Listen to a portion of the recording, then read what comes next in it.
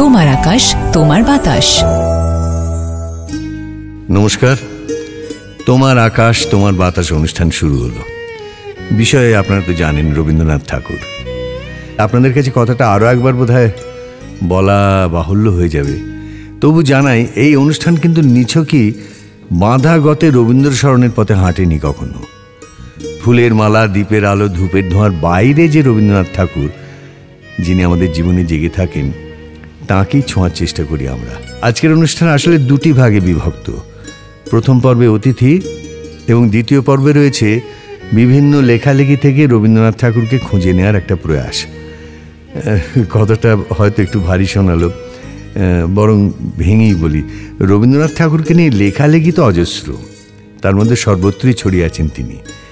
কিন্তু আমরা ঠিক সেই পথে আজ যাব না। আজ আমরা সেই সব লেখালেখি থেকে রবীন্দ্রনাথ ঠাকুরকে খুঁজে নেওয়ার চেষ্টা করব যা মোটেই তাঁকে নিয়ে লেখা নয়, তা সে কবিতাই হোক বা গদ্য, খবরের কাগজে প্রতিবেদন অথবা চিঠি। মানে বাংলা ভাষায় লিখতে গেলে যা হয়, কোথাও কখনো কোনো ফাঁক ফোকরে তো তিনি দেখা দেবেনি। আমরা চলবো আপন মতে, ঠিক কথাই, কিন্তু শেষে মিলব তাঁরই পথে। যাই হোক, প্রথমে অতিথির কথায় আসা যাক। ওষুধের বিপণনে চাকরি করতেন, বর্তমানে স্বেচ্ছা অবসর নিয়েছেন। এখন তিনি বলতে গেলে সর্বক্ষণের সংস্কৃতি কর্মী। এইসব সাজানো গোছানো বর্ণপরিচয়ে আশিস লাহিড়ির পরিচয় ধরা যাবে না মোটেই। জেডি বার্নালের বিশ্বখ্যাত গবেষণা সায়েন্স ইন হিস্ট্রি বাংলায় অনুবাদ করেছেন কে? আশিস লাহিড়ি।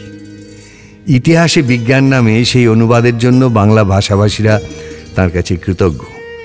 গৌরীপ্রসাদ ঘোষের নেতৃত্বে যে পরিশ্রমী এবং অক্লান্ত দলটি এভরিম্যানস ডিকশনারি সংকলন করে আনন্দ পুরস্কার লাভ করল, তার অন্যতম সদস্য আশিস লাহিড়ি। বাংলা ভাষায় বিজ্ঞান চর্চা তো বটেই, গণবিজ্ঞান আন্দোলনের উৎসাহী কর্মীও সেই আশিস লাহিড়ি। আজ তিনি আমাদের অতিথি। আসুন আশিসবাবু। নমস্কার। আপনার সঙ্গে আমাদের আড্ডার বিষয় রবি ঠাকুর ও বিজ্ঞান। কথাটা শুনলেই কেমন যেন একটা সেমিনার গন্ধ জেগে ওঠে, কিংবা বাংলা এমএ পরীক্ষার সিলেবাসের কথা মনে পড়ে যায়। সেই গুরুগম্ভীর ভাবটা কাটিয়ে ওঠার জন্য গোড়াতেই বলে নেওয়া ভালো, আমরা বিষয়টাকে দেখতে চাইব একেবারে অন্য দিক থেকে। অর্থাৎ কথাটা এই যে রবীন্দ্রনাথ ঠাকুর নামে এক ব্যক্তির সঙ্গে বিজ্ঞানের যোগাযোগ কতটা ছিল। বুঝতেই পারছেন আমি ওই সিলেবাসের বিজ্ঞানের কথাটা বলছি না। জিজ্ঞেস করতে চাইছি যে বিজ্ঞান মনস্ক বললে যে মুক্ত যুক্তিবাদী একটা মনের কথা ভেসে ওঠে, রবীন্দ্রনাথ ঠাকুরের মধ্যে সেই ধাঁচটা কতটা ছিল, নাকি তার মধ্যেও ছিল কিছু প্রহেলিকা, ধাঁধা, পরস্পর বিরোধিতার আলো ছায়া? আমরা বিজ্ঞান চর্চা বলতে যা বুঝি, রবীন্দ্রনাথ কোনোদিনই সেটা করেননি। তিনি কোনোদিন ল্যাবরেটরিতে ঢোকেননি, তিনি কিছুমাত্র অঙ্ক জানতেন না।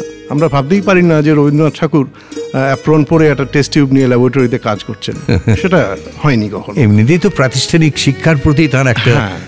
তো অথচ মজার ব্যাপার হচ্ছে এইখানটা, আমরা যদি একেবারে ছোটবেলার ইতিহাসে চলে যাই, আমি দেখব যে সময় তাকে গায়ত্রী মন্ত্র শেখানো হচ্ছে তার উপনয়নের পর, তার হয়তো 6 মাস আগেই ওই সীতানাথ ঘোষ, উনি দত্ত বলে উল্লেখ করেছেন ভুলে, আসলে ওটা সীতানাথ ঘোষ, তিনি কিন্তু বাড়িতে এসে ওকে ওই কনভেকশন অফ হিটের তত্ত্ব বোঝাচ্ছেন। একটা বিকারের মধ্যে খানিকটা রঙিন কাঠের গুঁড়ো দিয়ে জলটাকে গরম করছেন, এবং রবীন্দ্রনাথ বলছেন, আমার কাছে আজও সেই বিস্ময় আমি ভুলতে পারিনি এই বৃদ্ধ বয়সেও, যে জলের মধ্যে দেখছি ওই কাঠের গুঁড়োটা গরম হয়ে ওপরে উঠছে, আবার যে অংশটুকু গরম নয় সেটা নিচে নেমে আসছে। অর্থাৎ একটা একই জলের মধ্যে দুটো স্রোত চলছে। এইখান থেকে তার কিছুদিন পরেই উনি, আমরা লক্ষ্য করছি, চলে গেছেন ডালহৌসি পাহাড়ে তার বাবার সঙ্গে। দেবেন্দ্রনাথ তাকে আকাশ চেনাচ্ছেন, গ্রহ তারকার গতি বুঝিয়ে দিচ্ছেন, এবং সেখান থেকে রবীন্দ্রনাথ একটা অদ্ভুত উপলব্ধিতে আসছেন যে তাহলে যে এমন কতগুলো নিয়ম এখানে আছে, যেটা আমি ওই বাড়িতে একটা বিকারের মধ্যে জল গরম করে আমি যে নিয়ম পরখ করছি, সেই একই নিয়মের বশে কিন্তু গ্রহ তারকারাও ঘুরছে। আমি তুচ্ছ ক্ষুদ্র মানুষ, কিন্তু আমি এই উপলব্ধিটা করতে পারছি। এই যে সামগ্রিকতা, এইটাই কিন্তু রবীন্দ্রনাথের একটা মস্ত বড় উপলব্ধি, যেটা কিন্তু বিজ্ঞান ছাড়া সম্ভব ছিল না। শুধু ধর্ম বা শুধু আধ্যাত্মিকতা থেকে, শুধু উপনিষদ থেকে কিন্তু এই সমগ্রতার ধারণা তার আসেনি। তার সঙ্গে বিজ্ঞানের এই বোধটা অল্প বয়স থেকে যুক্ত হয়ে গিয়েছিল, এটা আমার বিশেষভাবে মনে হয়। নৃত্যের তালে তালে তার মধ্যেও কি রবীন্দ্রনাথের বিজ্ঞান মনস্কতা কোনোভাবে প্রকাশ পেয়েছে? আমার তো মনে হয় এ বিষয়ে আপনি আমাদের একটু আপনি খুব সঠিকভাবে বলেছেন। মানে শুধু প্রকাশ পেয়েছে নয়, আমি বলবো যে রবীন্দ্রনাথের বিজ্ঞান এবং দর্শন চিন্তার এসেন্সটা বোধহয় ওই গানের মধ্যে ধরা রয়েছে। উনি ওখানে একটা ফ্রেজ ব্যবহার করছেন, বিদ্রোহী পরমাণু। পরমাণুকে কেন বিদ্রোহী বলছেন তিনি বহু লেখার মধ্যে, রবীন্দ্রনাথের বহু দার্শনিক লেখায়, মানুষের ধর্মের মধ্যে, রিলিজিয়ন অফ ম্যানে, বহু জায়গায় উনি এই বিষয়টা প্রকাশ করেছেন।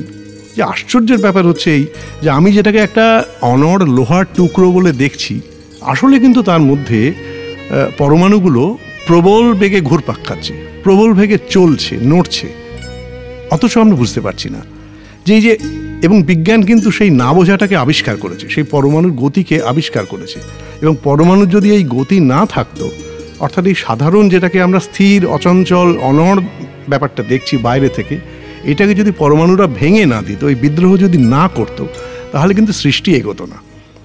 সুতরাং এইখান থেকে ওই যে বিদ্রোহী পরমাণু বিদ্রোহ করেছে বলেই কিন্তু সৃষ্টি রয়েছে। এবং যা কিছু সৃষ্টিতে ঘটছে, এই যে বিশ্ব তনুতে অনুতে অনুতে কাঁপে নৃত্যেরও ছায়া, এই যে নটরাজের যে কল্পনা, তার সঙ্গে বিদ্রোহী পরমাণুর এই চিত্রকল্পটাকে মিলিয়ে তিনি একটা অসামান্য একটা দার্শনিক চিত্রকল্প, কথাটা যদি বলা যায়, সেইভাবে তিনি তুলে ধরেছেন। আমরা এখানে একটু দীপঙ্কর চট্টোপাধ্যায়ের লেখা একটি প্রবন্ধ, কালের মন্দিরা, আধুনিক বিজ্ঞান ও রবীন্দ্রনাথ, তার থেকে একটু পড়ে নিই। তাঁর লেখা পড়লেই দেখা যাবে আধুনিক প্রাণতত্ত্বে অপ্রাণ থেকে প্রাণের উদ্ভব বলতে আমরা যা বুঝি, তিনিও ঠিক তাই বুঝতেন। শুধু বিশ্বপরিচয় নয়, ওই একই সময় লেখে তাঁর দু একটি কবিতাতেও সেই বোধ খুব স্পষ্ট। চতুর্দিকে বহ্নি বাষ্প, শূন্যাকাশে ধায় বহু দূরে, কেন্দ্রে তার তারাপুঞ্জ, মহাকাল চক্রপথে ঘুরে, কত বেগ, কত তাপ, কত তার কত আয়তন, সূক্ষ্ম অঙ্কে করেছে গণন পণ্ডিতেরা, লক্ষ কোটি ক্রোশ দূর হতে দুর্লক্ষ আলোতে। আপনার পানে চাই, লেশমাত্র পরিচয় নাই, এ কি কোনো দৃশ্যাতীত জ্যোতি? কোন অজানারে ঘিরি এই অজানার নিত্যগতি?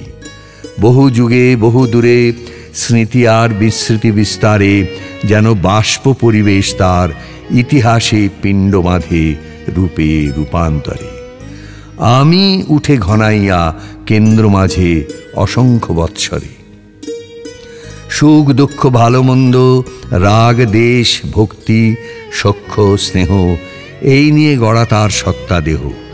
এরা সব উপাদান ধাক্কা পায়, হয় আবর্তিত, পুঞ্জিত, নর্তিত। এরা সত্য কি যে বুঝি নাই নিজে।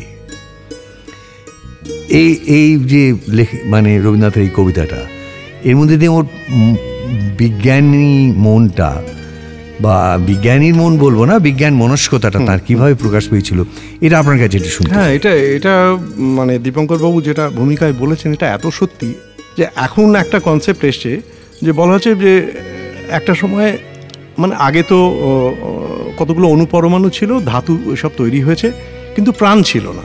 তো প্রাণটা এলো কি করে? এরকম কথা বলা হচ্ছে। একটা আদিম মণ্ড, মানে একটা প্রিমিটিভ স্যুপ এরকম কল্পনা করা হচ্ছে, যে সেখানে এমন কতগুলো টেম্পারেচার, এমন কতগুলো তড়িৎ বিশ্লেষ্য, এমন কতগুলো সেখানে হয়তো বাজ পড়েছিল বা কিছু একটা ঘটনা ঘটেছিল, যে তার মধ্যে এমন একটা বিক্রিয়া ঘটলো যে সেই বিক্রিয়ার মধ্যে থেকে হঠাৎ করেই বাই চান্স এমন একটা মলিকিউল তৈরি হয়ে গেল, যে মলিকিউল নিজেকে রিপ্রোডিউস করতে পারে। প্রাণের প্রধান লক্ষণ হচ্ছে নিজেকে রিপ্রোডিউস করতে পারা। অপ্রাণ, অজৈব জিনিস কিন্তু নিজেকে রিপ্রোডিউস করতে পারে না, কিন্তু প্রাণ নিজেকে রিপ্রোডিউস করতে পারে। এই যে ধারণাটা রবীন্দ্রনাথের এই কবিতায় কিন্তু সেইটাই আসছে। এই যে আমি উঠে ঘনাইয়া, আমি বলতে মানুষের আমি, কিন্তু মানুষ সৃষ্টি হওয়ার আগে প্রাণের সৃষ্টি হয়েছে। এই যে বাষ্প, ওই যে বলছেন যে একটা পরিবেশ, একটা এমন কতগুলো চারপাশ থেকে চাপের মধ্যে থেকে ওই যে অণুটা ঘটনাচক্রে তৈরি হয়ে গেল, এই ধারণাটা কিন্তু এখানে ব্যক্ত হয়েছে। এটা খুবই কঠিন, জটিল, এবং আজ পর্যন্ত এটা মানে পরিষ্কারভাবে কেউ ব্যাখ্যা দিতে পারেননি। তবে আধুনিক বিজ্ঞান এই দিকেই এগোচ্ছে, এই ব্যাখ্যার দিকে। সুতরাং রবীন্দ্রনাথের এটা বোধহয় 1937-37 লেখা হবে, 1938। তো কাজেই এতকাল আগে উনি কিন্তু ব্যাপারটাকে গ্রাস্প করে ফেলেছিলেন। একদিকে বিশ্ব ব্রহ্মাণ্ড রয়েছে, একদিকে এই পৃথিবী, এই শ্যামল পৃথিবী, যে রবীন্দ্রনাথ এর সঙ্গে যে একাত্মতা বোধ করছেন সেটা তার কাব্যের একাত্মতা, একই সঙ্গে তার বৈজ্ঞানিক একাত্মতাও বটে। আমরা যদি একটা গানের কথা ভাবি, আজ তারায় তারায় দীপ্ত শিখার অগ্নি জলে, সেখানে রবীন্দ্রনাথ বলছেন তার ওখানে মন টিকলো না, তিনি চলে এলেন এই শ্যামল মাটি, আমার লাগলো না, মন লাগলো না, তাই কালের সাগর পাড়ি দিয়ে তিনি এইখানে চলে এলেন এবং এইখানেই তার দিন কাটছে। এই যে ধারণাটা, যে বিবর্তনের মধ্যে দিয়ে মানুষ এইখানেই এসেছে এবং এই পৃথিবী মানুষের জায়গা। আশিসবাবু, আমরা একটু অন্য প্রসঙ্গে যাচ্ছি। হ্যাঁ, বলুন। আমরা জানি রবীন্দ্রনাথ ঠাকুরের সঙ্গে বিভিন্ন সময়ে দুই বিখ্যাত বিজ্ঞানীর সাক্ষাৎ হয়েছিল, আইনস্টাইন এবং হাইজেনবার্গ। আমরা প্রথমে আইনস্টাইনের কথা দিয়ে আসি। এদের সাক্ষাতের একটা বিবরণও আছে অমিয় চক্রবর্তী, সেটা একটু পাঠ করুন না, আপনার গলা শুনতে খুব ভালো লাগবে। আচ্ছা ঠিক আছে, আমি জায়গাটা পড়ছি। আইনস্টাইনকে দেখলে মনে হয় উড়ো সাদা চুলে ভরা মাথা আর স্বপ্নদৃষ্টি চোখের এই মানুষটি নিশ্চয়ই কবি বা আর্টিস্ট। পাশের ঘরে বসে খেয়ালি রচনায় ডুবেছিলেন, এইমাত্র বেরিয়ে এলেন। তখন রবীন্দ্রনাথ বার্লিনের ওয়ানসে অঞ্চলে ছিলেন। একদিন দেখি সিঁড়ি দিয়ে উঠছেন সেই জগৎবিখ্যাত মূর্তি, শিশুর মতো সহজ, গম্ভীর মুখের ভাব, এলোমেলো একরাশ সাদা চুল, বিদ্যুল্লতার মতো প্রতিভাদীপ্ত কপাল ঘিরে আছে অনেকটা যেন আলোর মণ্ডল। সুদূর স্মিত স্পর্শ তার ঠোঁটের কোণায়, চোখের দৃষ্টিতে ছুঁয়ে আছে। হাসবার সময় খুবই হাসেন, কিন্তু সেই হাসির আনন্দ গভীর আত্মোপলব্ধির সঙ্গে জড়িত, যেমন ছিল রবীন্দ্রনাথের, যেমন দেখি গান্ধীজির উজ্জ্বল ব্যবহারে। রবীন্দ্রনাথ এবং আইনস্টাইন যখন পাশাপাশি বসলেন, তখন একটি দেখবার মতো দৃশ্য। মনে হলো জগজ্জন দেখে যাক, পৃথিবীতে এমন দেবত্বপূর্ণ মানুষ যারা শুধু প্রতিভায় নয়, চারিত্রে এবং নিত্য আদর্শিক কর্মে নৃপতি, তাঁদের দুই স্বতন্ত্র আপন রাজ্য থেকে বেরিয়ে এসে পূর্ব পশ্চিমের এমন মিলন ইতিহাসে কমই ঘটেছে। অসামান্য। কিন্তু এখানে আরেকটা দিকও আছে, সেটাও খুব ইন্টারেস্টিং। এই একই ইন্টারভিউতে এখানে উপস্থিত ছিলেন মারিয়ানফ বলে, যিনি পরে আইনস্টাইনের জামাই হয়েছিলেন। আচ্ছা আচ্ছা, মারিয়ানফেরও একটা অ্যাকাউন্ট আছে। আর এখানে এটা বলে রাখা দরকার যে আইনস্টাইন কিন্তু তখনও ইংরেজি যথেষ্ট ভালো বলতে পারতেন না, উনি জার্মান ভাষাতেই বলেছিলেন। সেটা মারিয়ানফ ইংরেজি করেছিলেন, সেটাতেই নোট নেওয়া হয়েছিল। তো মারিয়ানফের একটা মন্তব্য আমার কাছে খুব আশ্চর্য লাগে। তিনিও ওই একই বর্ণনা দিয়েছেন যে প্রতিভাদীপ্ত এই দুই পুরুষকে দেখে চোখ ফেরাতে পারছি না। পাশাপাশি এইটা বলছেন যে যখন কথোপকথন আরম্ভ হয়ে গেছে, তখন যেন মনে হচ্ছে যে ঠিক আমরা যাকে খুব সরাসরি ইন্টারাকশন বলি, সরাসরি কথোপকথন, সেটা যেন ঠিক হচ্ছে না। এবং উনি ইমেজটা এরকম ব্যবহার করেছিলেন, ঠিক মনে হচ্ছে যেন দুটো গ্রহ যে যার নিজের কক্ষপথে আবর্তিত হয়ে চলছে, কেউ কাউকে ক্রস করছে না। অর্থাৎ রবীন্দ্রনাথ এক ধরনের কথা বলে যাচ্ছেন, আইনস্টাইন আরেক ধরনের কথা বলে যাচ্ছেন। দুটো ঠিক পরিষ্কার যে আন্তঃক্রিয়া যাকে আমরা বলি, সেটা ঠিক মতো হয়নি। এবং এটার আরও একটা মানে প্রমাণ বললে প্রমাণ, আইনস্টাইন নিজে কিন্তু চাননি যে এই কনভারসেশনটা ছাপা হোক। এইটা নিউ ইয়র্ক টাইমসে ছাপা হয়, তো উনি একটু অসন্তোষ প্রকাশ করেছিলেন। এবং সেখানে করতে গিয়ে উনি এই কথাটাই বলছেন, উনি মানে ইংরেজি অনুবাদে আমি যা দেখেছি যে প্রপার কমিউনিকেশন আমাদের মধ্যে হয়নি উইথ ট্যাগোর, সুতরাং এইটা না ছাপলেই বোধহয় ভালো হতো। এটা আইনস্টাইনের নিজের একটা মন্তব্য আছে। তা সত্ত্বেও এটা ছাপা হয়েছিল এবং এটা নিয়ে কিছু কিছু মনোমালিন্যের ঘটনাও কিন্তু ঘটেছিল। মানে আইনস্টাইনের পক্ষের লোকেরা অনেকে মনে করেন এটা আমরা যতদূর জানি কবির সঙ্গে আইনস্টাইনের একটি ব্যাপারে বিরোধ উপস্থিত হয়েছিল। না, বিরোধ মানে ওই অর্থে বিরোধ নয়, কিন্তু তিনি মনে করেছিলেন যে তার দার্শনিক বক্তব্যটা যথাযথভাবে উপস্থাপিত হয়নি। মানে সেটাকে তার সেই বক্তব্য তিনি পরে রবীন্দ্রনাথের দি গোল্ডেন বুক অফ ট্যাগোর বলে যেটা বেরিয়েছিল 1931 সালে, ওর 70 বৎসর পূর্তি উপলক্ষে, তাতে আইনস্টাইনের একটা প্রবন্ধ আছে। তাতে কিন্তু আইনস্টাইন উত্তরটা দিয়েছিলেন, আচ্ছা, যেটা তিনি তখন বলতে পারেননি, সেটা তিনি কিন্তু এখানে রবীন্দ্রনাথকে খানিকটা কাউন্টার করে সেই প্রবন্ধে কিন্তু আছে। তবে আমরা সেসব প্রসঙ্গে যাচ্ছি না এখানে। না, কিন্তু তার মূল প্রতিপাদ্যটা কি ছিল? মূল প্রতিপাদ্য এইটা ছিল যে ওদের এই যে কনভারসেশনটার কথা আপনি এক্ষুনি বললেন, তার মূল অক্ষরটা ছিল এই যে মানুষ, মানে এই যে বিশ্ব প্রকৃতি, এই যে বাস্তবতা যাকে বলা হচ্ছে, বিশ্ব ব্রহ্মাণ্ড, মানুষ কি একে মানে বিজ্ঞান কি একে আয়ত্ত করতে পারে, এর নিয়মগুলো কি বিজ্ঞান বুঝতে পারে? আইনস্টাইন বলছেন হ্যাঁ পারে, এখন পারছে না, পারবে যদি সে যথাযথভাবে চর্চা করে। রবীন্দ্রনাথ বলছেন যে হ্যাঁ আমিও বিশ্বাস করি পারে, কিন্তু সেটা তার মনের জগতের মধ্যে সীমাবদ্ধ, কারণ মানুষের মনই তো বিজ্ঞান সৃষ্টি করেছে। সুতরাং কোনো মানুষ একটা পাথর তো বিজ্ঞান সৃষ্টি করেনি, একটা পাথরের কাছে এই বাস্তবতার কোনো অর্থ নেই, কিন্তু মানুষের মনের কাছে এই বাস্তবতার অর্থ আছে। সুতরাং যে যুক্তি, যে এক্সপেরিমেন্ট, যে মেথডোলজি বিজ্ঞান প্রয়োগ করছে সেটা তো মানুষের যুক্তি, মানুষের মনের যুক্তি। মন যদি না থাকে তাহলে এই বাস্তবতার কোনো অর্থ নেই। এখন এখানে একটু থেমে, মানে রবীন্দ্রনাথ যেহেতু একজন কবি, একজন সঙ্গীতকার, সুতরাং আমাদের সবসময় এটা মনে রাখতে হবে উনি যা কিছু ভাবছেন, যা কিছু শেষ পর্যন্ত সেটা কিন্তু কোনো একটা সৃষ্টির মধ্যে দিয়ে, কিছু একটার মধ্যে দিয়ে প্রকাশ পাচ্ছে। ধরুন একটা গান আমার এখনই মনে পড়ে যাচ্ছে, আকাশ হতে আকাশ পথে ঝরছে জগৎ ঝর্ণা ধারার মতো।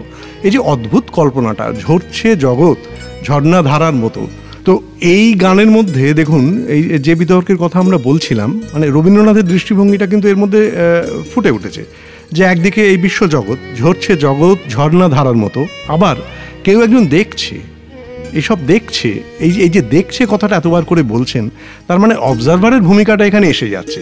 তার মানে এই বাস্তবতাটা ওই অবজারভার আছে বলেই এই বাস্তবতা আছে, অবজারভার না থাকলে এই বাস্তবতা থাকতো না।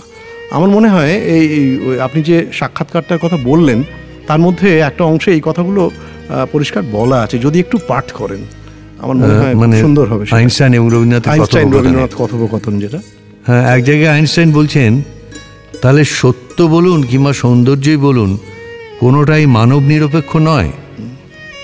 রবীন্দ্রনাথ উত্তর দিচ্ছেন না। আইনস্টাইন আবার বলছেন, ধরুন এমন যদি হয় যে মানুষ বলে কিছু আর রইল না, তাহলে বেলভিডিয়ারের অ্যাপোলো আর সুন্দর থাকবে না। রবীন্দ্রনাথ বলছেন না। আইনস্টাইন আবার বলছেন, সৌন্দর্যের ব্যাপারে কথাটা আমি মেনে নিচ্ছি, কিন্তু সত্যের ক্ষেত্রে নয়। রবীন্দ্রনাথ বলছেন নয় কেন, সত্য তো মানুষের মাধ্যমেই উপলব্ধ হয়। আইনস্টাইন বলছেন, আমার ধারণা যে সত্য তা আমি প্রমাণ করতে পারবো না, কিন্তু ওটাই আমার ধর্ম।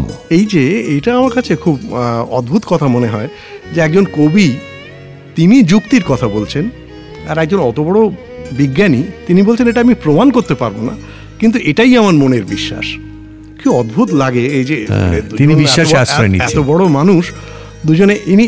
এবং ওইটারই শেষের দিকে একটা এরকম মন্তব্য আছে, রবীন্দ্রনাথকে খানিকটা মানে শ্রদ্ধা ভরে রসিকতা করে আইনস্টাইন বলছেন, then I am more religious than you, আমি আপনার চেয়ে বেশি ধার্মিক। কেন না, আমি বিজ্ঞানে বিশ্বাস করি, আমি বিশ্বাস করি যে বিজ্ঞান আমাদের সব রহস্য একদিন উদ্ঘাটন করে দেবে, কিন্তু আপনি তো সেটা বিশ্বাস করেন না, তার মানে আমি আপনার চেয়ে বেশি ধার্মিক। এই যে জায়গায় একটা অদ্ভুত জায়গায় এসে, এটা খুব অদ্ভুত। when two great minds meet, তখন যে একটা মানে সেটাও প্রায় জগৎ সৃষ্টির মতনই একটা বিগ ব্যাং সেখান থেকে তৈরি। সত্যি খুব সুন্দর বললেন। এবং এখন আমি একটু যোগ করি, এখন তো মানে এটা আন্তর্জাতিক পদার্থবিদদের মহলে এই কথোপকথনটা খুবই আলোচিত, এবং অনেকে এরকম কথা বলছেন যে এই বিতর্কে আসলে রবীন্দ্রনাথ ঠিক কথা বলেছিলেন, মানে বিজ্ঞানীরা বলছেন। আমি জানি না এটা অবশ্য কতটা ঠিক, কারণ রবীন্দ্রনাথ, আমার নিজের যা মনে হয়েছে যে এই বিতর্কে রবীন্দ্রনাথ বিজ্ঞানের মেথডোলজি, তার পদ্ধতির জায়গাটাকে অতটা গুরুত্ব দেননি। সেটা আমার কাছে মনে হয়েছে যে কাজে অতটা এগিয়ে যাওয়া ঠিক কিনা আমার একটু দ্বিধা আছে। সেটা থাক না ভবিষ্যতের গর্ভে। আচ্ছা আশিসবাবু, আমরা তো জানি যে হার্নার হাইজেনবার্গের সঙ্গেও রবীন্দ্রনাথের একটা, হ্যাঁ, এবং হয়েছিল মানে এই আমাদের এই কলকাতা শহরেই, এবং এই রাজাবাজার সায়েন্স কলেজে, মানে এটা ভাবলে আমাদের রোমাঞ্চকর মনে হয়। এবং এটার বিবরণটা আমরা পাই ওই দেবেন্দ্রমোহন বসুর ডায়েরিতে। উনি খুব অদ্ভুতভাবে লিখেছেন যে একদিন আমরা বসে কাজ করছি রাজাবাজার সায়েন্স কলেজে, 1928 সালের ঘটনা। হঠাৎ দেখি যে কথা নেই বার্তা নেই, হাইজেনবার্গ আমাদের ঘরে ঢুকে এসছেন। তখন হাইজেনবার্গেরও বয়স খুব কম, মাত্র 28 বছর বয়স। তো আমরা তো আশ্চর্য, কী ব্যাপার আপনি? তো উনি বললেন যে আমার জাপানে একটা কনফারেন্সে যাবার ব্যাপার আছে, আমি কলকাতায় এসেছি, 2 দিন থাকতে হবে। তো দেবেন্দ্রমোহন বসু বলছেন, আমরা তৎক্ষণাৎ তাকে নিয়ে ওই ফারপোজ রেস্টুরেন্টে গিয়ে একটা ভালো করে লাঞ্চ টাঞ্চ খাওয়ালাম, নানান কথা হলো, এবং আমরা খুব বিহ্বল হয়ে পড়েছি যে এত বড় মাপের বিজ্ঞানী একদম আনঅ্যানাউন্সড, মানে নিজে থেকে চলে এসেছেন, জানতেনই না। তো তারপর কথা প্রসঙ্গে হাইজেনবার্গ বলেন যে আচ্ছা রবীন্দ্রনাথ ঠাকুরের সঙ্গে কি একটু কথা বলা যাবে? তো ওরা বললেন যে দেখুন উনি তো অধিকাংশ সময় শান্তিনিকেতনে থাকেন, আমি খোঁজ নিয়ে দেখছি কলকাতায় আছেন কিনা। ঘটনাচক্রে রবীন্দ্রনাথ জোড়াসাঁকোয় রয়েছেন। তখন দেবেন্দ্রমোহন বসু বলছেন যে আমি রথীবাবুকে বললাম যে আমরা তাহলে সন্ধেবেলা যাচ্ছি ওয়ার্নার হাইজেনবার্গকে নিয়ে। তো গিয়ে দেখি যথারীতি ঠাকুরবাড়ির কায়দায় খুব এলাহি খাবার দাবারের আয়োজন হয়েছে, রবীন্দ্রনাথ বসে আছেন এবং ওই আমরা হাইজেনবার্গকে নিয়ে গেলাম। তো দেবেন্দ্রমোহন বসু বলছেন কি কথা হলো আমি জানি না, আমরা তো ওকে রেখে চলে এলাম। দুই মহারথীতে কি কথা হলো, এখানে মনে রাখতে হবে দুই মহারথী কিন্তু বয়সের ফারাকটা অনেক। রবীন্দ্রনাথের তখন 67 বছর বয়স আর হাইজেনবার্গের বয়স মাত্র 28 বছর। তো কি কথা হলো দেবেন্দ্রমোহন বসু বলছেন আমি জানি না। পরদিন যখন হাইজেনবার্গের সঙ্গে দেখা, তিনি তো অভিভূত যে এরকম একজন মানুষের সঙ্গে বসে কথা বলতে পেরেছি আমি ভাবতে পারছি না। কিন্তু কি আলোচনা হলো আমি জানি না। কি আলোচনা হলো সেটা কিন্তু বহু বছর পরে আমরা ফ্রিডজফ কাপরার বই থেকে জানতে পারছি। হ্যাঁ, যেখানে লিখেছিলেন after this conversation with Tagore he said some of the ideas that had seemed so crazy suddenly made much more sense. That was a great help for me. এখন এখানে এটা পড়া মাত্রই প্রশ্ন ওঠে মানে হাইজেনবার্গের কাছে কোন আইডিয়াগুলোকে এত ক্রেজি পাগলামি বলে মনে হয়েছিল। সেটা খুব ইন্টারেস্টিং যে উনি যেটা নিখুঁত অঙ্ক কষে যেটা বার করলেন নিজের গবেষণা থেকে, সেটা খুবই আশ্চর্যের জিনিস। যে বিজ্ঞানের তো আমরা জানি যে সব কিছুই খুব নিশ্চয়তা জ্ঞাপক, খুব সুনিশ্চিতভাবে বলা যায়। উনি ঠিক উল্টোটা ওর আবিষ্কার থেকে বেরিয়ে এলো যে আমরা একটা ইলেকট্রন একটা নির্দিষ্ট মুহূর্তে যে এই জায়গায় আছে না ওই জায়গায় আছে সেটা আমরা মাপতে পারি না। আমরা যদি তার অবস্থান মাপতে যাই তার গতিবেগটা গোলমাল হয়ে যাবে, আবার যদি গতিবেগটা মাপতে যাই তার অবস্থানটা গোলমাল হয়ে যাবে। অর্থাৎ নির্দিষ্ট মুহূর্তে ওটা এখানে আছে, 5 সেকেন্ড পরে সেটা ওখানে যাবে, এইটা আমি আর নির্দিষ্ট করে নিশ্চিতভাবে বলতে পারছি না। এই আবিষ্কারটা করা মাত্র উনি নিজে তাজ্জব বনে গেলেন যে আমি অঙ্কে ভুল করিনি তো। তারপর দেখা গেল অঙ্ক নিখুঁত। তখন ওর মনে ওই যেটা উনি বলছেন যে তাহলে একদিন ধরে আমরা ফিজিক্সে যা শিখে এলাম সে কি ভুল? কই বাইরের জগতে আমরা তো এরকম দেখি না, কিন্তু অ্যাটমের মধ্যে এই যে ইলেকট্রন ঘুরছে আমরা তাহলে তার অবস্থান জানতে পারবো না? আমরা নিছক একটা প্রবাবিলিটির ওপর নির্ভর করে সব অঙ্ক কষবো? এটা উনি মানে ফিলসফিক্যালি কিছুতে মেলাতে পারছেন না যে সত্যি এটা সম্ভব কি। সেই মানসিক অবস্থায় উনি রবীন্দ্রনাথের কাছে এই ব্যাখ্যাটা চান এবং রবীন্দ্রনাথ যে ব্যাখ্যাটা দেন সেটা তিনি কিন্তু উপনিষদ থেকে নিয়েছিলেন। ঈশোপনিষদে একটা ছোট্ট অপূর্ব সুন্দর শ্লোক আছে, উনি সেটাই কোট করেছিলেন, তদে জ্যোতি তন্ময় জ্যোতি তদ্দূরে তদ্বন্তিকে। খুব সিম্পল মানে যে it is here it is also afar. ইহা ইহা এখানেও আছে, ইহা ওখানেও আছে, ইহা কাছেও আছে, ইহা দূরেও আছে, ইহা চলেও, ইহা চলেও না। এখন এই যে আনসার্টেনটি, একটা জিনিস চলছে কি চলছে না, এখানে আছে কি ওখানে আছে, এই ভাবনাটা তার মানে উপনিষদের একটা দার্শনিক সমর্থন পেয়ে গেল। এইটা হাইজেনবার্গের মনে সাংঘাতিক জোর দিয়েছিল। রবীন্দ্রনাথের লেখালেখি এবং গান থেকে আমরা বিজ্ঞানের ছায়াটা তো খুঁজলাম। এবারে একটু প্রসঙ্গ পাল্টাচ্ছি এবং যে প্রসঙ্গে যাব তা একটু বিতর্কিত, কিন্তু আমার মনে হয় খুব জরুরি। রবীন্দ্রনাথ জন্ম নিয়ন্ত্রণের পক্ষে ছিলেন এবং এই ব্যাপারে তার সঙ্গে গান্ধীজির একটা বিরোধও হয়েছিল এবং সে বিরোধের পয়েন্টটা খুবই আজকের দিনও খুব জরুরি। মানে তার ব্যাকগ্রাউন্ডটা এরকম যে মার্গারেট স্যাঙ্গার তিনি দীর্ঘদিন ধরে জন্ম নিয়ন্ত্রণের সপক্ষে কথা বলে আসছেন এবং আধুনিক বিজ্ঞানের সাহায্য নিয়ে জন্ম নিয়ন্ত্রণ করা। তো গান্ধীজিও বলছেন যে হ্যাঁ সত্যিই তো জনসংখ্যা অনেক বেড়ে যাচ্ছে, এটা তো থামানো দরকার। মার্গারেট স্যাঙ্গার গান্ধীজির সঙ্গে যোগাযোগ করলেন যে আমি ইন্ডিয়াতে যাচ্ছি, আমি আপনার সঙ্গে একটু কথা বলবো। তো গিয়ে গান্ধী তাকে যা বললেন তিনি হতভম্ব হয়ে গেলেন। গান্ধী বললেন না আমি কোনো কৃত্রিম পন্থায় জন্ম নিয়ন্ত্রণে বিশ্বাস করি না, কোনো মানে বাহ্য কোনো বৈজ্ঞানিক সাহায্য নিয়ে জন্ম নিয়ন্ত্রণ খুব খারাপ জিনিস, অনৈতিক জিনিস, অধার্মিক। সুতরাং একমাত্র পন্থা হচ্ছে যে যেমন উনি কতগুলো প্রায় 1, 2, 3, 4 করে 10টা পন্থা বাতলেছিলেন, তার প্রথমটাই ছিল যে স্বামী স্ত্রী সম্পূর্ণ আলাদা ঘরে শোবে। তো এটা শুনে হতভম্ব হয়ে যান মার্গারেট স্যাঙ্গার। তারপরে তিনি রবীন্দ্রনাথের কাছে আসেন। রবীন্দ্রনাথের সঙ্গে তার আগেই যোগাযোগ ছিল। রবীন্দ্রনাথ তাকে বলেন যে দুহাত বাড়িয়ে তার প্রস্তাবকে তিনি সমর্থন করেন এবং আমার মনে হয় একটা লেখাও লিখেছিলেন এই নিয়ে। রবীন্দ্রনাথের সেই লেখাটা খুব বিখ্যাত হয়ে রয়েছে। হ্যাঁ, এই নিয়ে তো রবীন্দ্রনাথ তার মত প্রকাশ করেছিলেন। এরকম একটি চিঠি আছে, যে চিঠির তারিখ 2রা নভেম্বর 1932। সেই চিঠি বিচিত্রায় 1339 বঙ্গাব্দে পৌষ সংখ্যা প্রকাশিত হয়েছিল। তাতে রবীন্দ্রনাথ বলছেন, অবাধ সন্তান জননের যে দুঃখ, দৈন্য, অপমান কত আমাদের চারদিকেই তো তা দেখতে পাই। প্রমাণ সংগ্রহের জন্য বেশি গবেষণার দরকার করে না। আমাদের মতো দেশে যেখানে জীবিকার অন্ন নিতান্তই পরিমিত, সেখানে জীবিতের অতৃপ্ত ক্ষুধার দাবির পরিমাণ থাকবে না, এর চেয়ে নিষ্ঠুরতা নেই। উপদেষ্টারা সংযমের উপদেশ দেন, প্রত্যক্ষ দুঃখেও যাদের শিক্ষা দিতে পারে না, মুখের উপদেশ তাদের কি করতে পারে? এ সম্বন্ধে বিশেষভাবে মেয়েদের স্বাস্থ্য, শান্তি, আত্মসম্মানের প্রতি অনেক সময় কীরকম অসহ্য পীড়ন করা হয় তার বিস্তর দৃষ্টান্ত পাওয়া যায় এই সম্বন্ধে যারা সন্ধান করেছেন তাদের গ্রন্থে। একসময় ভারতবর্ষ যে অন্নবস্ত্র উৎপাদন করেছে তাতে তার সচ্ছলভাবে চলে গেল। এখন সেদিনের চেয়ে প্রজাবৃদ্ধি অনেক বেশি হয়েছে, সুতরাং সেদিনকার হিসাব এখন আর খাটে না। দুর্ভিক্ষের দ্বারা, অনশনের দ্বারা প্রজাক্ষয় হয়ে সাম্য রক্ষা হবে, এ কথা বলে নিশ্চেষ্ট থাকা কি মানুষের মতো জীবের কর্তব্য? যে কালে বৈজ্ঞানিক উপায়ে আবিষ্কৃত ও সহজলব্ধ হয়নি, সেকালে দুঃখের উপরেও মানুষের প্রবৃত্তি প্রজাজননে সহায়তা করেছে। এখন যদি উপায় আবিষ্কৃত হয়ে থাকে, তবে মানুষ সহজেই আপন ইচ্ছার কর্তৃত্বের দ্বারাই প্রজাজনন নিয়ন্ত্রিত করবে। তাতে সংসারে যা কিছু পরিবর্তন আসবে তা অনিবার্য। আমি এই কথা বলবো না যে রবীন্দ্রনাথ জীবনে কখনো বা কোনো অবস্থাতেই রিজনের বিরোধিতা করেননি, এটা বলা যায় না। কারণ তিনিও জীবনে এমন অনেক সময় এমন অনেক কাজ করেছেন যেটা হয়তো আমাদের মনে হতে পারে এটা ঠিক, এটা যুক্তি বিচার সম্মত হলো না। যেমন একটা উদাহরণ আমি দিতে পারি, যখন তিনি দেবেন্দ্রনাথের খুব মানে অধীন ছিলেন, সেরকম অবস্থায় একটা কাজ করেছিলেন যেটা আমাদের কাছে নৈতিক দিক থেকে বেশ গর্হিতই বলা যায়। যেমন আপনারা জানেন যে বলেন্দ্রনাথ ঠাকুর খুব অল্প বয়সে মারা যান এবং তার স্ত্রী বাপের বাড়ি ফিরে যান। অল্প দিনের মধ্যে খবর পাওয়া যায় যে তার আবার বিবাহ দেওয়ার ব্যবস্থা হচ্ছে। তো এইটা শুনে দেবেন্দ্রনাথ ক্ষিপ্ত হয়ে ওঠেন এবং ক্ষিপ্ত হয়ে উঠে তিনি রবীন্দ্রনাথকে বলেন, তুমি যে করে হোক এই বিয়ে বন্ধ করো। এলাহাবাদে তাঁরা থাকতেন, রবীন্দ্রনাথ ছুটে গেলেন এবং সেই বিয়ে বন্ধ করলেন।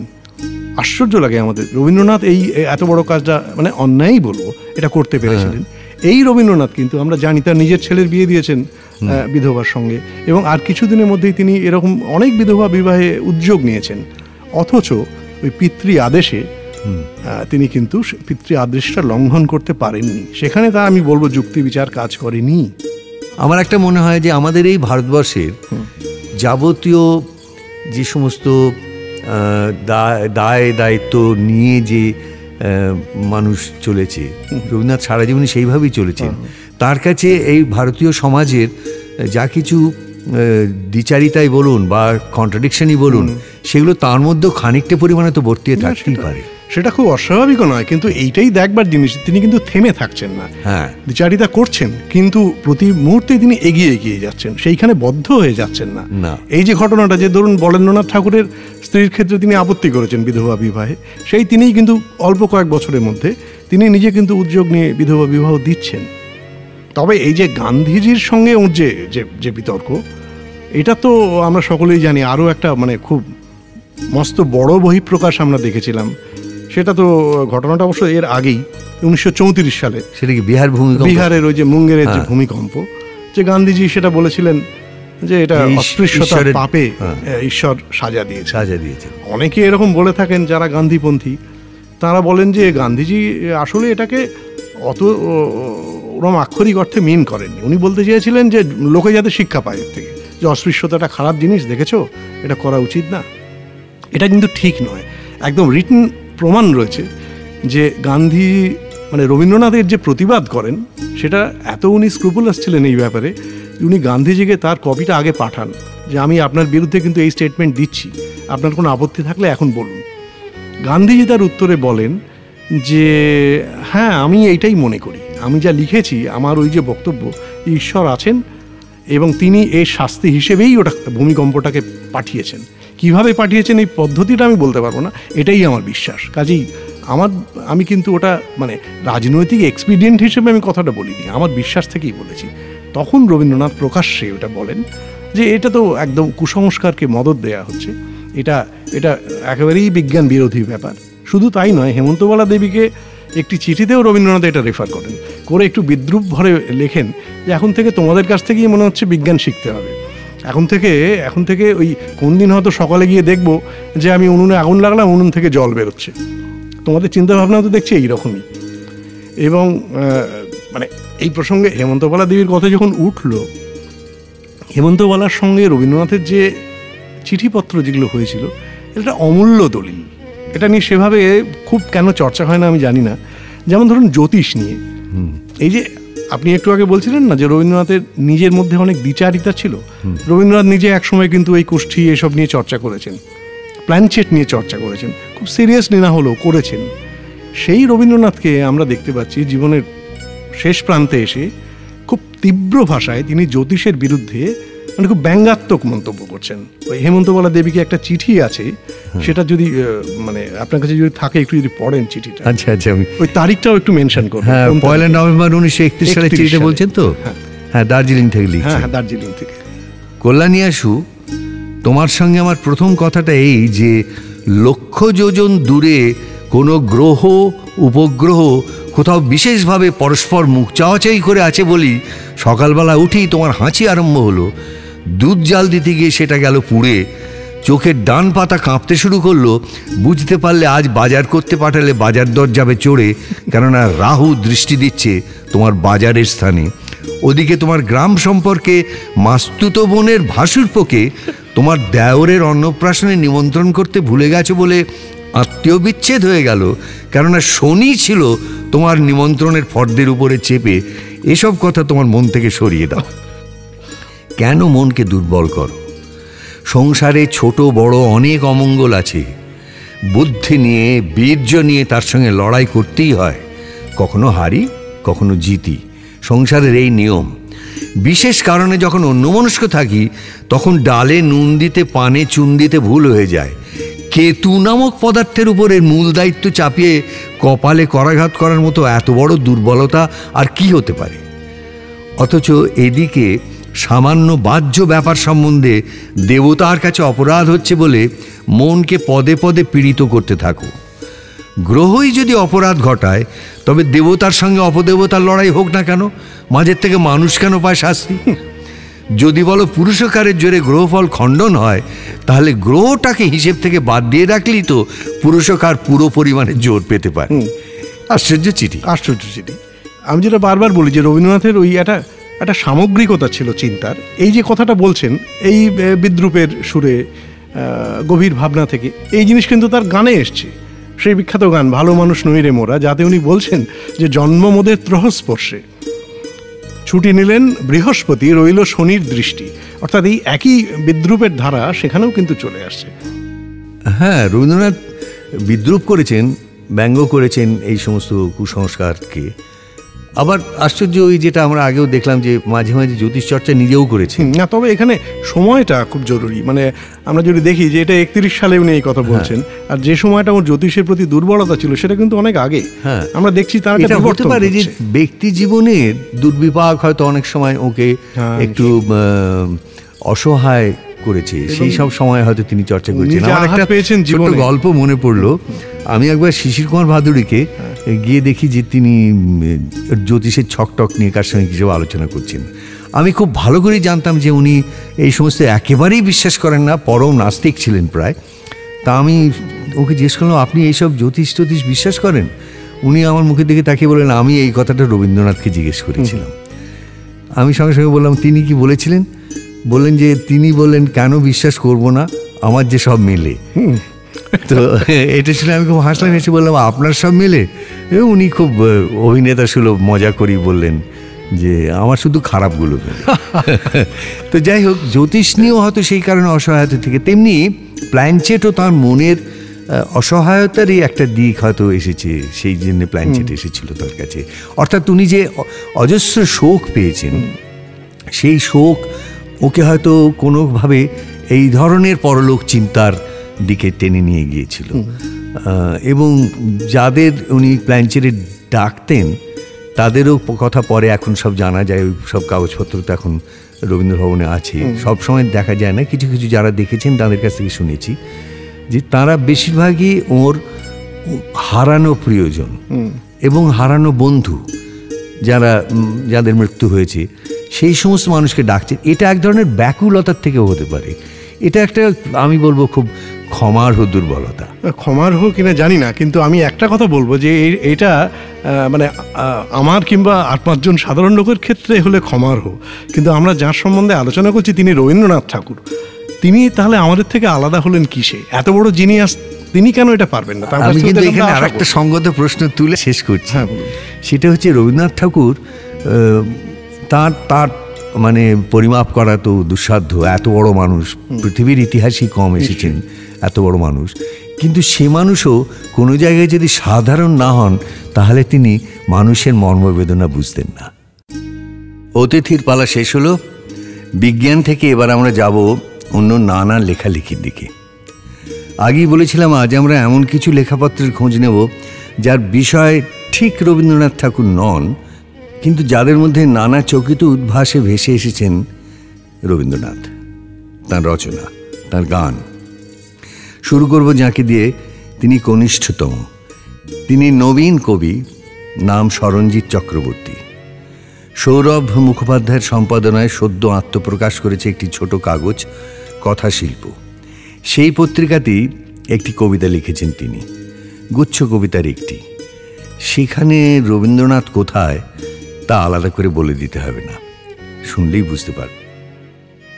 ভীতু গঙ্গা জলের ফলার মাখা তোমার শাড়ি, আমার পায়ের পাতায় টাপুর টুপুর বৃষ্টি পড়ে, ভাঙা হাতের ঝোলায় মুদির দেওয়া মাসকাবারি, তবু পাড়ার মোড়ের মন্দিরে ভিড়, ভক্তজনে খুব সাবধানে এই ছুঁড়ল ভাঙা স্টিলের কয়েন, যদি ঠাকুর বাঁচায় জঙ্গলে আর গালফ্রড। তোমায় ইরাক নিয়ে বলতে দিলে ব্যাপক নাচো, তবু পাড়ার নেড়ে কুকুরগুলো আওয়াজ তোলে, আর কেউ জানে না তোমার বুকেও ছোট্ট আঁচড় আজ আমার বুকে ছড়িয়ে পড়ে। কেমন জানি এই তেল মাখানো বাঁশের জীবন ফালতু লাগে, দেখি শক্ত হচ্ছে বিষ মাখানো পরাগধানী। তবু আলতো তুমি আমার পাড়ার কুমুদ জালো, ফাটা ছাতিম ফুলের গন্ধে আমার নাক জ্বলে যায়, দেখি শরীর জোড়া দাঁত খিঁচনো টুনির আলো, আহ এই মণিহার কখনো কি আমায় মানায়। রবি ঠাকুরের একটি গানের চরণ একটু ভেঙে তাকে কাজে লাগালেন একালের কবি। দেওয়া নেওয়া ফিরিয়ে দেওয়ার পালা বোধহয় এভাবেই তো চলে। যাই হোক, আমাদের পরের কবি বিখ্যাত জয় গোস্বামী। তবে আজ তার একটি বিশেষ লেখা বেছে নিয়েছি আমরা। কবিতাটা আগে শুনে নিন। এসেছি যখন খালি হাতে ফিরব না, হাতের সামনে যা পাচ্ছি নেব তাই, একাই নেব না ভাইকেও দেব, ভাই দেবে তার বোনকে, দিয়েছি যখন ফিরিয়ে নেব না মনকে। এসেছি যখন ফিরব না খালি হাতে, ধুলো ছুঁড়ে দেব মৃত্যুর গায়ে, স্বামী ছেড়ে যাওয়া মেয়েটির পায়ে, ও চলে আসুক আমাদের কাছে, আমি আর ভাই বেঁধে দেব ওর ঘর। এসেছি যখন আমরা দুজনই ওর বর, পেয়েছি যখন ফেরাবো না হাত খালি, বাগানকে দেব সুন্দর মতো মালি, দিন রাত্রি নেশা করে করে যত ছেলেপুলে রাস্তায় ঘোরে সব ধরে ধরে বাড়িতে তুলব। বাড়ি হয়ে যাক খোলা মাঠ, আর মাঠ ঘিরে দিক বন, বনে জঙ্গলে আমরা ঘুরব, প্রতি মুহূর্ত অভূতপূর্ব আমরা ঘুরব, আমরা আমরা আমি আমি আমি আমি, আমার সঙ্গে আমি থাকব ওগো অন্তর্যামী। ভাবছেন নিশ্চয়ই এই কবিতায় রবি ঠাকুর কোথায়? ঠিকই ধরেছেন, এই কবিতায় জেগে আছেন এক কবি ও কাঙাল। কবিতার নাম রয় যে কাঙাল শূন্য হাতে। এর পরের কবির নাম পিনাকি ঠাকুর। তাঁর যে কবিতাটি বেছে নিয়েছি আমরা, সেখানে যেন কবিরই আত্মকথাটি লেখা আছে। তবে এক বছর নয়, বহু বচনেই সেই পথের পাঁচালীটি শুনিয়েছেন কবি। কবিতার নাম আমরা রইলাম। দীর্ঘ কবিতা, তার এক টুকরো আজ আমরা শুনব। সেখানে রবীন্দ্রনাথ ঠাকুর কিভাবে আছেন তাহা আপনারা সকলেই শুনবেন। কবিতাটি পড়ার আগে আমি শুধু এইটুকু জানিয়ে দিই যে হাজারো ওঠা পড়ায় বিক্ষত এই জীবনে রবি ঠাকুর যেন নিভৃত এক সোঁতা। যখন সব পাখি ঘরে ফেরে, সব নদী, তখন পিনাকি ঠাকুরের মতো আমরাও ফিরে আসি সেই গোপন রবি ঠাকুরের কাছে। এভাবে কয়েক মাস, একই প্রেম, নভেল, রোমান্স। আজকেও জানি না কেন অতবার ফিরে এসেছিলে। খুঁজে আনতে, টেনে নিতে কত তৃষ্ণা অঞ্চল ছায়ার উপায় ছিল না বুঝি। আমাদের পথ এক নয়। যেদিন বুঝলাম তুমি শেষবার ফিরে গেছো, পাড়া ঘিরছে সিআরপি পল্টন। যা তোদের ছেড়ে দিচ্ছি, ছোট ছোট। মা বলার সময় পেল না। স্থানীয় খবরে রোজ মুখোমুখি সংঘর্ষে নিহত। প্যাভেলরা জেলখানায়। এই দেশে গোর্কির জননী ইজ্জত বাঁচাতে ছুটছে। কোলে একটা, কাঁখেরটা কখন। গ্রামের শেল্টার ধ্বংস, শহরে কম্বিং। আজ ইতিহাসে 70 দশক। সেসব জায়গায় ঘুরি যেখানে কখনো তুমি ছিলে। কাঠবাদামের গাছ কেটে একই হোটেল রাত দিন।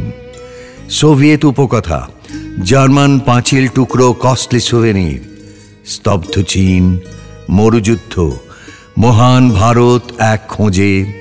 মন্ত্রীর জীবনী লিখছে রিটায়ার্ড কামারের কবি। তুমি কি লোকাল ট্রেনে সোদপুরের দিকে গেছো? সেই সুবিমল নিত্যযাত্রীদের প্রিয় একগুচ্ছ শ্রমিক শিশুর রাতের মাস্টার কাকু। ওইদিকে বারাসত, বরানগরও তো। ডিএম টিএম ধুস, ওর কাছে জল ভাত যে কোনো কাঁপতেন। হাত কাটা, চোখ নষ্ট, ট্রেনে ট্রেনে দাদা এই যে ক্ষীরের মৌচাক বেচনেওয়ালা। তাছাড়া বাল্যের প্রেম, প্রেম দুঃখ, দুঃখের আরোক পান করে পাওয়া গেল বসন্ত রোগীর প্রতিরোধ। এখনো সোনার কণ্ঠ সুচিত্রা, কণিকা, ঋতু, স্বাগতা লক্ষ্মীর শুনি। মনে পড়ে যায় আমি ও রবীন্দ্রনাথ মাঝে এক ছোট নদী হয়ে আঁকে বাঁকে চলে যাচ্ছ, জ্বলে উঠছ নতুন বৈশাখ। এবার যার রচনায় যাব তিনি বহুমুখী এবং কিংবদন্তি প্রতিভা। সাংবাদিক, গদ্যকার, গল্পকার, ঔপন্যাসিক। তিনি প্রয়াত সন্তোষ কুমার ঘোষ। জীবনের শেষ পর্বে কালান্ত ক্যান্সার আক্রমণ করেছিল তাঁকে। সেই রোগের চিকিৎসার জন্য তখন তিনি মুম্বাইয়ের ব্রিচ ক্যান্ডি হাসপাতালে শয্যাশায়ী। শিয়রে ছায়া ফেলেছে মৃত্যু। তেমনই এক আসন্ন আধারের মধ্যে আজীবনের অভ্যাসে সন্তোষ কুমার ফিরে গেলেন রবীন্দ্রনাথের কাছে। বিজন ঘরে নিশীথ রাতে আর কেই বা আসবেন রবীন্দ্রনাথ ছাড়া। তেমনি এক ক্যান্সার ক্লিষ্ট কালে সন্তোষ কুমার 6 নভেম্বর 1984 লিখছেন, যেন লং মার্চ মাওয়ের পরিভাষায়, ডান্ডি মার্চ কংগ্রেসের। অবশ্য বিনোবাজির পদযাত্রাও চলতে পারে। যে নামই দিই আজ যে চলে না সময়। এই হিজিবিজি লেখাটাই যে আশ্রয়। মাঝে মাঝে উছলে ওটা দু এক কুলি গান, যেমন তবে তাই হোক। সব কিছুর মধ্যে তাঁর অভিপ্রায়ের আভাস দেখছি, কিন্তু সেটা সিদ্ধ হবে কবে? স্নান করে আয় এখন, তবে প্রেমের বসন পড়তে হবে। সন্ধ্যাবনের কুসুম তুলে গাঁথতে হবে হার। ওরে আয়, সময় নেই যে আর। তুমি এবার আমায় লহ হে নাথ লহ। কখনো উতলা করে আরো কত কলি। আগে হয়তো তাদের সূক্ষ্ম তীক্ষ্ণ মাধুর্য এত তলিয়ে দেখিনি। নিতে চাও বলে ফিরাও আমায়, ঠিক মানে কি? ঘনিয়ে এসেছে মৃত্যুর সময়, তবু তারই মধ্যে রবীন্দ্রনাথের এক একটি গান যেন অন্য রূপে দেখা দিচ্ছে সেই মৃত্যু পথযাত্রীর কাছে। ওই দিনই দিনলিপিতে সন্তোষ কুমার আরও লিখছেন, একটা জিনিস লক্ষ্য করি, রবীন্দ্রনাথ তাঁর আকুতিকে দ্যুতি করেন, কিন্তু নিজে সচরাচর সন্ধানে নির্গত হন না। মেঘের পরে মেঘ জমেছে, তিনি যদিও একা, তবু নিজেরই দ্বারের পাশে বসে থাকেন তোমারই আশ্বাসে। এখানে আশ্বাস আর আমাকে এক, যেন কেউ ভরসা আশ্বাস দিয়েছে, তাই সজল প্রতীক্ষা। ডাকিছে মেঘ, হাঁকিছে হাওয়া, সময় গেলে হবে না যাওয়া। জ্ঞানটা টনটনে, তবু কিন্তু মহাযাত্রাটা আরম্ভই হয়নি। এইরকমই একেলা কোন পথিক তুমি, পথিকহীন পথের পরে। সেই একা সখার জন্যই এত আকুলতা, কিন্তু যিনি অতি ইচ্ছার সংকট থেকে বাঁচাবেন তাঁকেই পথে নামতে হচ্ছে। রাজা নাটকে কিন্তু সুদর্শনা, সুরঙ্গমা কাঞ্চিরাজের অন্য অন্তিম চিত্র। ডাকঘরে অমল বালকটির কাছে কে এলো? রাজাধিরাজ স্বয়ং আসুন বা নাই আসুন, তাঁর দূতেরা একে একে। তিনিই আসেন, গ্রহণ করেন, যেতে হয় না। রবীন্দ্রনাথের জীবন এবং মরণ দর্শন কি ছিল এই? আরো কত কথা, কত সুর। সামনে নীল, ভিতরে কালো আলো মিলেমিশে কাঁপা কাঁপা কত রং। হঠাৎ উৎসবে তার আসে নাই কেহ, বাজে নাই বাঁশি, সাজে নাই গেহ। বিচ্ছিন্ন কলিটিকে বড় বিষণ্ণ বোধ হয়। হাউ লং লর্ড, সেন্ট জনের শেষের লাইনটা কেন যে ফিরে ফিরে আসে। সারা জীবন দেদার লিখেছেন জিবিএস, কিন্তু চিরকালের চিরমানুষের হয়ে একটি জিজ্ঞাসা, আর কত দেরি, আরো কত, হে ঈশ্বর। রবীন্দ্রনাথের নিশ্চয়তা ছিল ভূমির, যেখানে প্রাচ্য আর পাশ্চাত্য দর্শনের প্রভেদ। তাঁর অজস্র সৃষ্টির শুধু একটির উৎকলন পর্যাপ্ত মনে করছি। ডাক রে আবার মাঝিরে ডাক, বোঝা তোমার যাক ভেসে যাক। বোঝা ভাসবে, উজাড় করা চরণ মূল কমলাসন হয়ে আছে, এই তাঁর শরণাগত প্রত্যয়। হাওয়া একটু ভারী হয়ে এসেছে জানি। আসুন সেই বিষণ্ণতা থেকে আমরা একটু আলোয় যাই। পরবর্তী যে লেখাটি আছে আমাদের সংকলনে, সেটি আসলে একটি প্রতিবেদন। 12ই মার্চ 2007 আনন্দবাজার পত্রিকায় বেরিয়েছিল একটি খবর। রাজ্যের মাননীয় কৃষিমন্ত্রী নরেন দে মহাশয় তার নিজের পাড়ায় একটি অভিনব গেট টুগেদারের আয়োজন করেছিলেন। পাড়ার যেসব মেয়ে বিবাহ সূত্রে অন্যত্র চলে গিয়েছেন, তাঁদেরই পুনর্মিলন। সেই খবরটির কথাই লিখেছেন সাংবাদিক অনিমেষ বৈশ্য। ঘটনাস্থল চুঁচুড়া। মন্ত্রীমশাই হাঁক পারলেন, আলুর দমটা হলো রে। এমনিতেই তিনি আলুর ধসা রোগে জেরবার, তার উপরে আলুর দমে দেরি। কাক ভোর থেকে দম ফেলার ফুরসত নেই কৃষিমন্ত্রী নরেনদের। চারটিখানি কথা তো নয়, ক্যাটেরার ডাকা, অচিন গায়েন মেয়েদের চিঠি লেখা, বাজার ঢুঁড়ে 5 পদের তত্ত্ব তালাশ করা, কি না করতে হচ্ছে। মন্ত্রীমশাইয়ের মেয়ের বিয়ে নাকি? নিজের নয়, পাড়ার মেয়ে। বিয়েও নয়, বিবাহিতাদের বাপের বাড়ি ডাকা। ভরা বসন্তে তিনি ডাক পাঠাচ্ছেন। সেই ডাক শুনে শ্বশুর বাড়ি থেকে বাপের বাড়ি ছুটে আসছেন পাড়ার মেয়েরা। মেয়ে তো নয়, যেন বসন্তের কোকিল। দিনভর খুনসুটি, কিছু রাগ, কিছু আলাপ, কিছু বিলাপ। গান নেই, তবে গানের রেশ আছে। কিছু পলাশের নেশা, কিছু বা চাঁপায় মেশা। পাড়ার বিবাহিত মেয়েদের পুনর্মিলনের চিন্তা একান্তই নরেনবাবুর। চুঁচুড়ার জ্যোতিষচন্দ্র বালিকা বিদ্যালয় রবিবার কাকভোর থেকেই শখানেক মেয়েতে গমগম করছে। কোনো মেয়ে আঁচল উড়িয়ে দৌড়চ্ছেন, কোনো মেয়ে ইন্দির ঠাকুরের মতো লাঠি ভর দিয়ে আসছেন, কোনো মেয়ে মাদার টেরিজার মতো নীল গাউন পরে শটান হাজির স্কুল চত্বরে। এক এক মেয়ের বয়সও এক এক রকম। কারো 83, কারো 73, কারো 34। সরলা বড়াল 83 ছুঁয়েছেন। রিক্সা থেকে নামলেন লাঠিতে ভর দিয়ে। কোনো কথাই বলতে দিলেন না, নিজেই বলে গেলেন, সোবার্সের খেলা দেখেছি, রোহান কানাইকে দিব্যি মনে আছে। আর ওই যে নবাব বাহাদুর, হ্যাঁ পটৌডি, তাকেও তো দেখেছি। আর সেদিনের ছোকরা আজাহার, ওকেও তো সেঞ্চুরি করতে দেখলাম। সৌরভকে দেখেননি? না বাবা, তখন তো আমি বুড়ি, আর ইডেনে যেতে পারি না। ওরে ও কৃষ্ণা, তোর ছেলে কেমন আছে রে? একই পাড়ার মেয়ে, কিন্তু বিয়ের পর দেখা হয় কত বছর পর। তপতি এলে কৃষ্ণা আসেন না, অঞ্জনা এলে গোপা থাকেন শ্বশুর বাড়িতে। অথচ ছেলেবেলায় কত খেলা ছিল, রান্নাবাটি, গোল্লাছুট, দাঁড়িয়া বান্ধা, কবাডি। নরেনবাবু বলেন, বাঙালি শিকড় আলগা হয়ে যাচ্ছে, কেউ কারো খোঁজ রাখে না। আমি একটু শিকড়ের খোঁজ করছি। আমরা যে বাঙালি, ফিরিঙ্গি তো নই। স্কুল চত্বরে দাঁড়িয়ে কড়াইশুঁটির কচুরি খাচ্ছিলেন পূর্ণিমা, মীরা, অনুরাধারা। আপনাদের বরেরা নেই কেন? বর দিয়ে কি হবে? এখানে ঢুকলে ঝেঁটিয়ে বিদায় করবো না? এই শোন, তোর বর যেন রাতে কি করে বল না একটু। দমকা হাসিতে কচুরি, রসগোল্লা, আলুর দম খিচুড়ি হয়ে ফুলঝুরির মতো ছিটকে পড়ে। গলা খাঁকারি দিয়ে কেটে পড়েন নরেনবাবু। মীরা বা মিনতির কিঞ্চিত প্রগল্ভ উস্কানিতে একসঙ্গে হেসে ওঠে অজস্র শিমুল, পলাশ। আপনারা কি নারীবাদী? বরদের দেখতে পারেন না কেন? মৌচাক ছবির কোরাসের মতো জোনা 25 মেয়ে বলে ওঠেন, মোটেই না, কোনো বাদিটা দিয়ে আমরা নই, আমরা এই পাড়ার মেয়ে। কিন্তু পাড়ার ছেলেরা এলে আপনাদেরও তো ভালো লাগতে পারে। যার সঙ্গে আপনার কিছু ছিল কিন্তু বিয়ে হয়নি, সেও যদি আসে এই বসন্তে।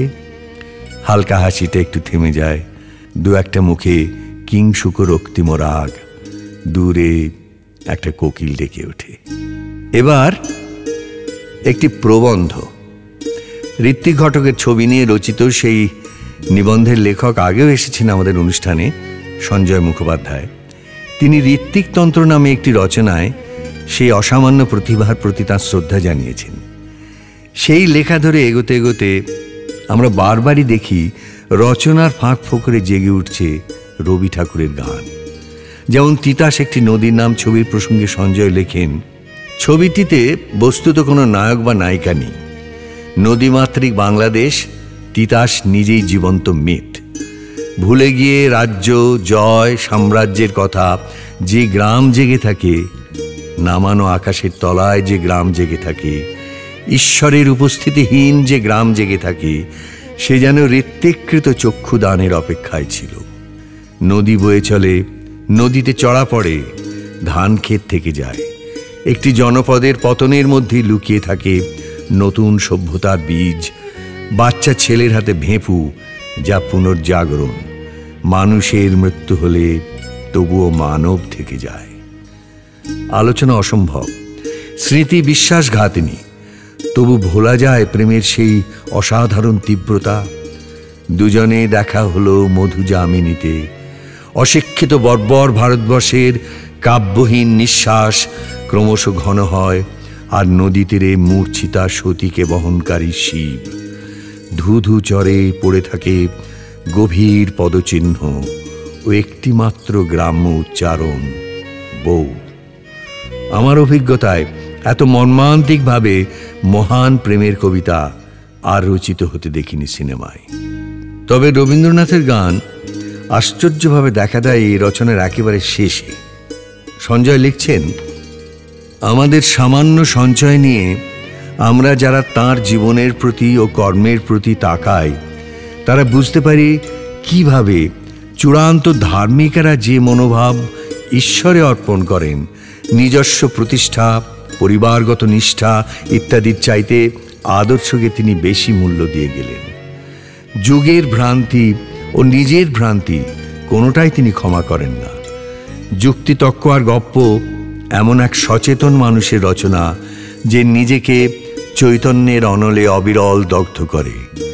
আর কি জানে, এরকম আগুন কম হলেও মাঝে মাঝে জ্বলে বলি হয়তো ইতিহাস পথ খুঁজে পায়। অনেক সময় বেনারসির বদলে গামছা সরবরাহ করতে হয়, সেসব তথ্য শিল্পীরা জানে না। জানলে যে আত্মহত্যা করার ক্ষমতাটুকু হারিয়ে ফেলতে হয়। বেইমানি করব তোমাদের সঙ্গে কথা দিয়ে, তা হয় না। মানিক বন্দ্যোপাধ্যায়, ঋত্বিক ঘটকেরা তা পারে না। ফলে সুবর্ণরেখা অভিযান পরিত্যক্ত হয়। এখন গড্ডালেখা প্রবাহই সত্য, ভোগই মুক্তির পথ। এখন কুয়াশা ও বার্তা প্রবাহ আড়াল করে রাখবে তাঁর নাম। মাঝে মাঝে নির্দেশের ভুল হয়ে যায়। ইতিহাস থমকে পড়ে কাল রাত্রিতে।